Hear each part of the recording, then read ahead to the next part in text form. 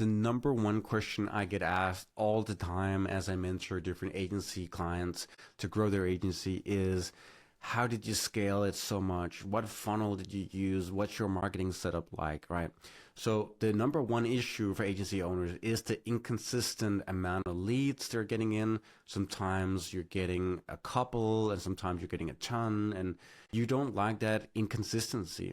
So I'm about to lay out the 6 funnels we've used the most and we actually have data on that we know work. I tried to show some of our funnels and then some of our competitors that I also know works, so that you have a really good perspective on like funnel ideas, the creatives, and the structure. And I'll lay out this because most of our ad budget in Purple Fire is going towards Meta and all these different funnels. And so I think in a world where there's so many choices and so many options, don't even bother with anything besides this. This has been proven and tested. And if you're going to run ads on Meta, which is, by the way, the most reliable way for an agency to get consistent amount of calls and leads, then try this out and don't spread yourself too thin. And even within these 6 funnels that I'm about to show you, pick, 2, maybe 3 at the most and try them out. Don't do everything at once, because doing way too much at once is going to kill you. You're going to be spread too thin. You're not going to have enough data to show that statistical significance that you need in order to make any good sound decisions. So anyway, let's dive in and I'll show you exactly what we're doing. So first of all, we got the book a call funnel over here, which is our bread and butter, and we spend about $30,000 to $40,000 a month on ads in this funnel. Honestly, the funnel is quite easy. You can basically mix and match this in whatever way you want. It doesn't matter what your agency is doing. It doesn't matter if you're targeting e-com or if you're targeting service-based businesses. There's always going to be a book a call funnel, and it's going to give you a lot of volume. The first thing you're going to be doing in a book a call funnel is you're going to run an ad. Like, that's pretty explanatory. Now, the ad is absolutely key, because if your ad is not framing your subject correctly, and if it's not qualifying them correctly, then the algorithm is not able to optimize at all, and you basically get shit leads that won't turn into clients at all. And I see most agencies making this mistake, is that they do in-lead, forms where you can click continue and it will just add in their phone number and name. Those are terrible leads. We never had success with that. We always do the qualification, send them to a lander, and they go through the funnel. So you'll notice here that these ads, like this is a video of a case study, and this is like a before after of a split test we ran for a client. You can see we're calling out to e-com brands, 7 to 8 figure brands. We're calling out in this ad, that we are an ad agency that fixes conversion rate. And we talk about that we scale them from 30K to 100K. Now, this is completely on purpose, because we don't want to talk to brands, for example, that are not e-com, right? So immediately we always mention e-com within the copy, either to the video or up here. If you click on that, you'll see a longer form direct response copy where we're really highlighting who we are, what we do, how we get that result, proof, and so forth. So we try to frame clients as much as possible. Obviously, the video will be able to frame them more. The click-through rate is going to be lower. The cost per click is going to be higher, but the value of each click is going to be higher as well. And I don't want you to get completely stuck in the metrics here, and this is not even a call about metrics, but what I really want to say about the creative here is that it's really, really key. And if you're not heavily qualifying them in the creative, you're going to get a lot of clicks of unqualified traffic, which fucks up the algorithm for Meta, because it needs to optimize against people that actually want to buy your services. So that creative is really, really important. Then number 2, we send them to a lander. The lander, this is not in any way like a really, really perfect lander, but it has a headline, has a VSL, it has a call to action, right? And this page is longer. There's more social proof under. But what we really do here is just literally get them to watch the video, frame them even more, explain our offer, show proof of concept, and blah, blah, blah, and then hopefully get them on a call. And then the next thing is literally to have a form where they have to fill in the details. Again, here we do heavy qualification. We ask for name, email, phone number, website, what services they're interested in, and a few more questions. And again, it's because we want to qualify them so we don't get terrible traffic, terrible leads, right? And people that are not serious won't give their phone number, won't add in a lot of details, so we can kind of segment them out really, really fast. Of course, at the end of it, they land on a calendar page where they can basically book a call, and then on a thank you page. And it's on the thank you page that the conversion is triggered. So when Meta is trying to say, well, who is Purple Fire looking for? Well, it's people that reach this page, and they're only reaching this page if they go through the form, they book the call, and they watch the BSL, and blah, blah, blah, blah, blah. Like, so all these things qualify them. So we know when they hit the thank you page, they are somewhat relevant. And this data is fed back to Meta, which means that when it's trying to search for who should we show this ad to, well, they're looking for trades similar to the people that actually booked the call, which is they're probably e-com owners, they probably have some volume, they're probably interested in our services, right? So this is the key to qualify. And we don't use any audience targeting. We don't say like Shopify owners or whatever. We have it completely broad. And that's because the algorithm can optimize if you give it the right conditions. And this is basically all there is to know about a book a call funnel. Of course, the VSL has to be good, the ad has to be good, so there's a lot of things there. But this is essentially a book a call funnel, and this is our number one thing. This is where we spend the most money. Guys, before I jump into the extra funnels here, if you're like, man, I wish someone could help me, coach me, mentor me on how to set up all these different things, you can click the link below. I have a mentorship program, and you can just jump on a discovery call with me. That's not another salesperson. And we can talk about whether it makes sense for you to be coached or mentored by me to scale your agency. I will say, if you're just starting out and you have 0 clients, you have no budget, you have no money, you're not a good fit. Probably I would say if you're above about 20,000 a month, you are a better fit because you have some traction, you have a few clients, you have some volume. So anyway, that's the link below if you want to join there. But otherwise, let's jump to the next funnel. So we got the webinar funnel here. This one is huge. Webinars have been out of fashion for a long time. They're coming back big time again. And we've been doing them also for my mentorship program as well. As you can see here, I just put in an example of an ad, with the webinar, and this is about scaling your agency. Now, one thing we learned about webinars is that you need to have a really good scheduling page, and you shouldn't ask people to sign up to the webinar through some kind of in-lead form on Meta or directly on the webinar's own software. What you really want to do is send them to a proper landing page. I just took this guy's lander because it's pretty good. And you can always look here if you want to see it in full. Now, what he has here is he has his title. He's basically talking about what it is that he is going through in this live training. And then you have to fill in your name, your email, your password, your phone number. And then you click submit. Now, this is powerful because people will go through this. And the only thing I think that's missing here is a VSL to explain a little bit more. But if you don't have this form on an actual page, you're going to get terrible leads, people that are not qualified. Like, they need to watch video, they need to have a little bit of information, and you want to pay a little bit more per lead because you want them to be qualified. Like, you don't want to waste time on a call, on a webinar with people that don't have the money, are not interested in your services.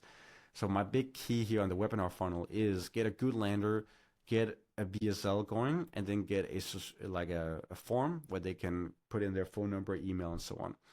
The phone number is really important as well because you can call them and you can basically get your setter team to call them and see if they're interested in services and so on. I'm not really going to go into the webinar itself, but that's obviously the key here, to have a good webinar so you can pitch people and they're interested in your services. And the key to a good webinar is to give 10x the value and just make sure they feel that you are the leading expert in the field. After they join a webinar that's free, obviously you're going to directly pitch them on the webinar, but also afterwards through email, through the setter, you can pitch them digital products, you can pitch them a one-time project, they can join a community that you'd launch, or you can basically get them on to an ongoing retainer, which would be the ideal goal, right? So that's the big thing. Webinar funnels work, and we are going heavy into webinars in 25. So just letting you know, this is a very hot funnel that works. Number 3 is the community funnel. The community funnel, we tried to do a free one. We got decent amount of signups, and these are all either competitors or actual within our ICP e-com brands we want to work with. Now we just revamped our community to be a paid one. It's going to be about $200 a month. And basically you can run ads to the community. You can see an ad I found from one of our competitors here that he has some kind of Google ads community, and he's hosting it on school, which is totally acceptable. And you can set it up in school so that you get paid directly when they join in there. And you can use school as a landing page, because on those landing pages, you can even put in a BSL. It's pretty good. And you can set up with a pixel as well, which is what you need, so you can make sure that Meta understands when there was a purchase. But you can also host your sign-up page on your own website, like you can see here.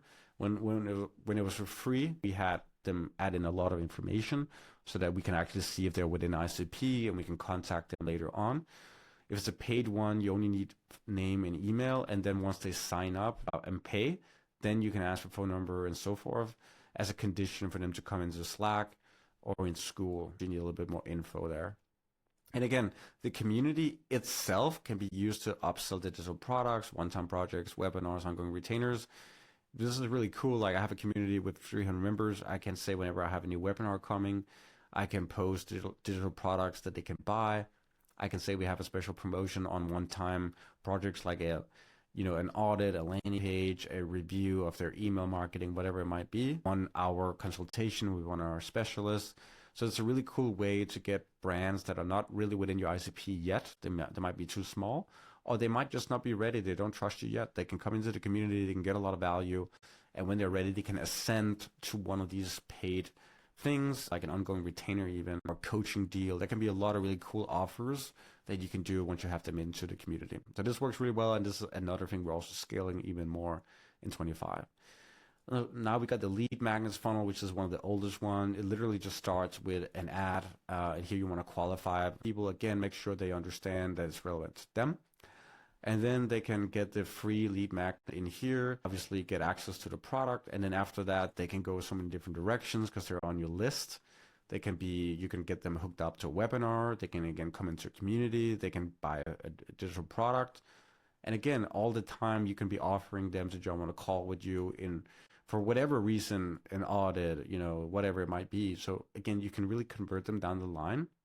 But the really important thing is with lead magnets, they're super cold even after they download the product, because all they really know about you is that you gave them some landing page templates for free.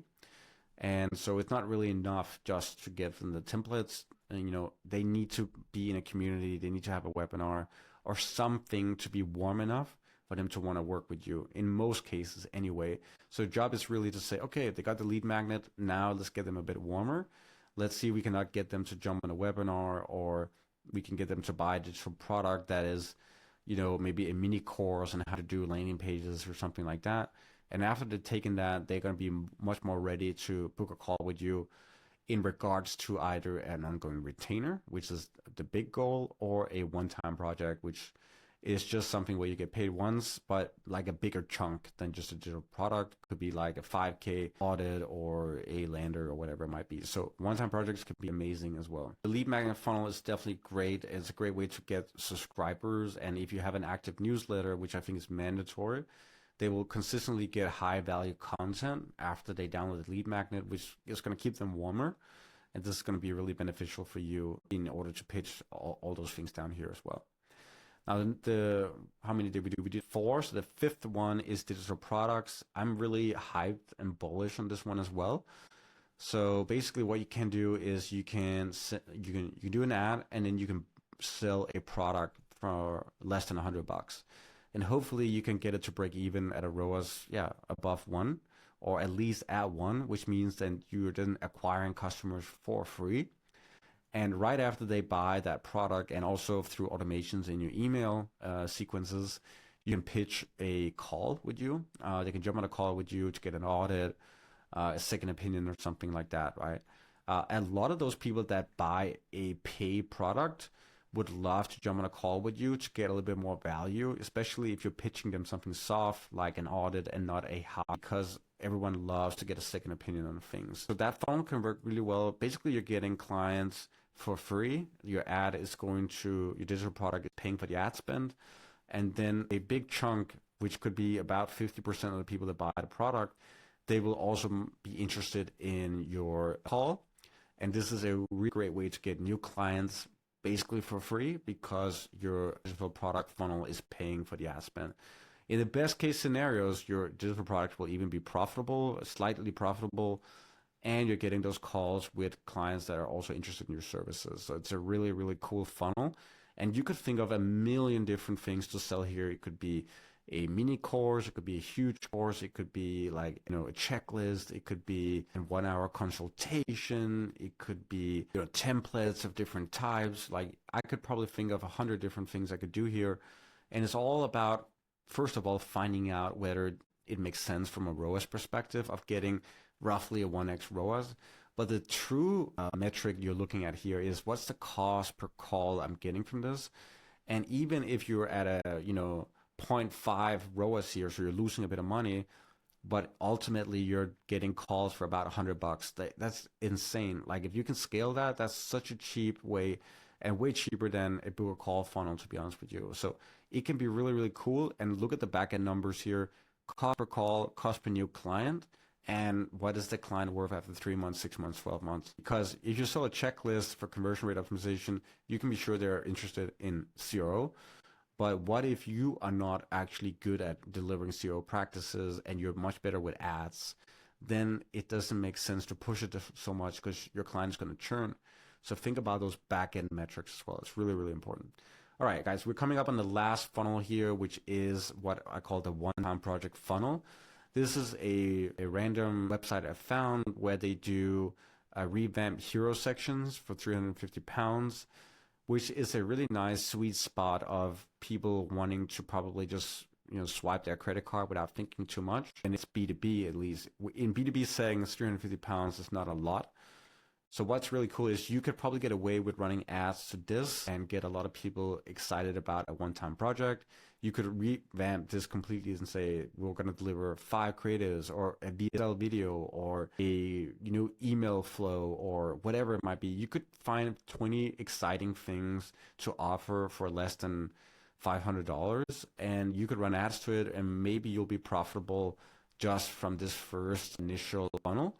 But what's really cool is that if you can nail fulfillment here and do a good job, there's a high likelihood that they will want more of the same. So, you did one hero section, now you'll do 5 other ones. You did one email flow, now you can do other email flows and so forth.